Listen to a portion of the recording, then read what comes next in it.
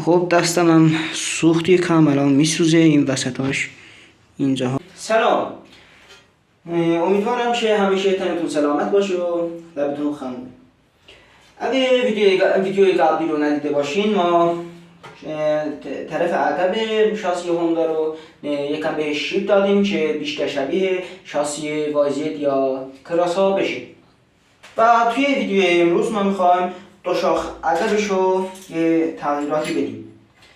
این تغییرات شامل به طول دادن به این دو شاخ عقب و اینکه یه سری قسمت‌های اضافه مانند مثل زاپایی یا اون قسمت‌هایی که پیچ قاب زنجیر بهش میفته و قاب زنجیر رو نگه میداره و یا این جاهایی که کمک بهش بس میشه.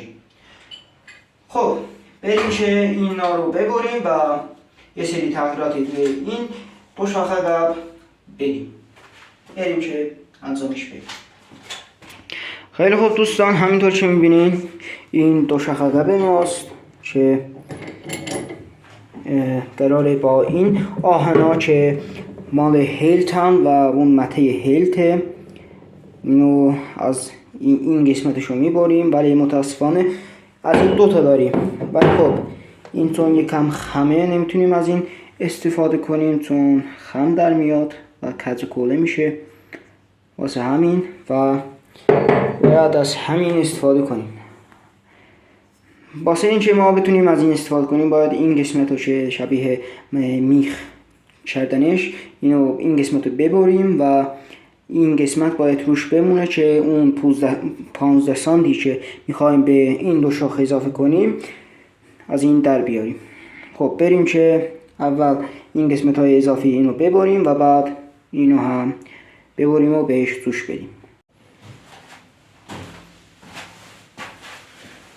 خیلی خوب، من الان میخوام اول این زاپای هایی که وقتی موتور روی پلتفرم هوندا بود اینا واسه نفر دومم که توی کراس یا هر موتور دیگه ای که بیشتر واسه حرکات نمایشی و یا چیزای دیگه استفاده میشه، این نفر زاپایی یا چیزی که برای نفر دوم هست اصلا وجود نداره، یعنی موتور تک سرنشین میشه و همین دیگه. خب چیزهای اضافی که این داره این زاپایی هست که بهتون گفتم و این جاهایی که قاب زنجیر رو نگه میداره و این این پیچ هایی که کمک رو نگه میداره. متاسفانه من واسه این آثار داشتم یعنی حذف شده و این مهره حذف شده و امور گفته هم الان ندارم ولی قراره بیاد و بعد اینو باز میکنم و میبرمش. بریم که فعلا این چند تا چیزی که گفتم رو ببریم و این دو شاخ رو تبدیل کنیم به دو شاخه کروس.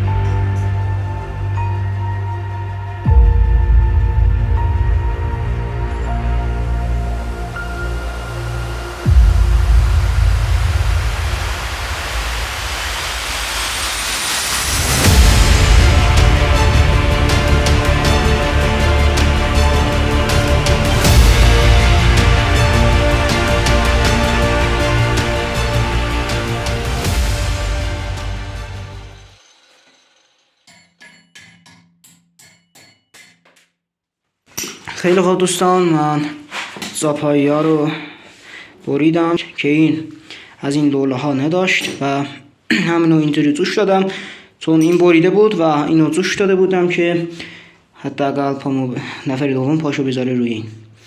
خب دستم هم سوخت یکم، الان میسوزه این وسطاش اینجاهاش ولی خب من الان این جاهای شکاف زنجیر رو نگه می داشته بریدم و همینطور این جایی که کمک رو نگه می داشت و خب دیگه کجا رو بریدم، همینا رو بریدم که این الان به این شکل در اومده. خب ما چون میخوایم به این طول بدیم باید یه آهنی به این جوش بدیم. الان اون آهن رو از کجا باید جوش بدیم؟ همین یه مسئله واسه خودش.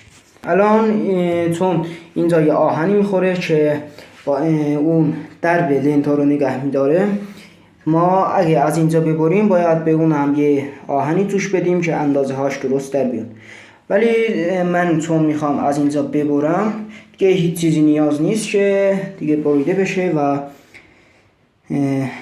بهش چیز دیگه اضافه بشه.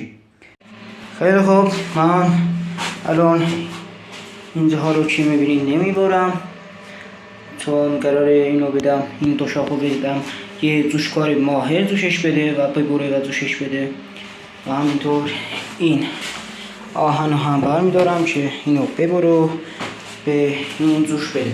چون من یکم توی جوشکاری مهارت زیاد خاصی ندارم و اینم یک قطعه مهمیه که وزن زیادی بهش میفته و ممکنه توی یه پرشی چیزی این بشکنه و یا جوشاش ببرم و یه خسارت دیگه به من بزنه. ولی خب الان میرم و اینو میبرم و این بذاش این، یعنی این قسمت که اینجاش میبره و این قسمت رو به دو قسمت تقسیم میکنه 15 سانتی و به اینجا جوش میده. خب من برم اینو بدم جوشش بزنم و بعد بیام. خیلی خوب دوستان، الان که اینجا میبینین من این آهنا رو دادم یه جوشکار ماهر، اینا رو جوشش داد و الان به این شکله و میشه بهش اعتماد کرد که نشکنه. و الان میبندم روش که شما ببینین چه شکلی میشه و همین دیگه. به من برم این دو شاخه رو ببندم و بعد بیام.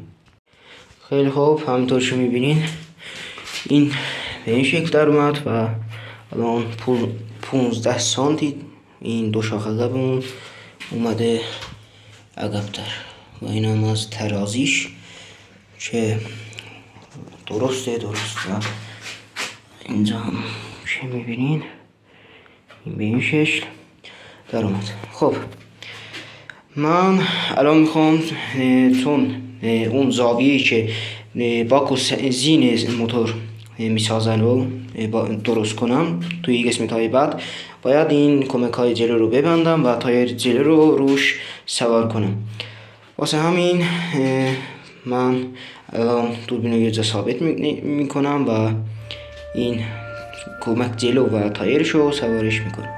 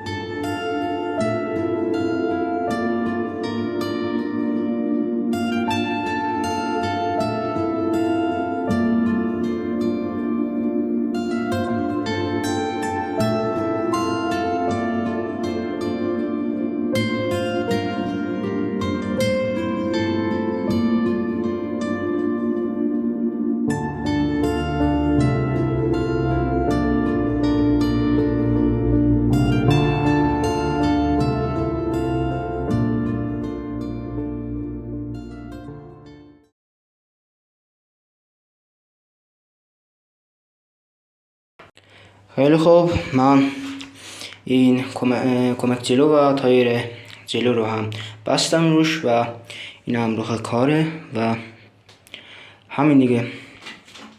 الان این هم که توی این زاویه به این شکله و همین. خب امیدوارم که از این ویدیو خوشتون اومده باشه. اگه از این ویدیو خوشتون اومد این ویدیو رو لایک کنین، کانالمون رو سابسکرایب کنین و زنگولش رو فعال کنین که هر وقت ویدیو جدیدی اومد با خبر بشین.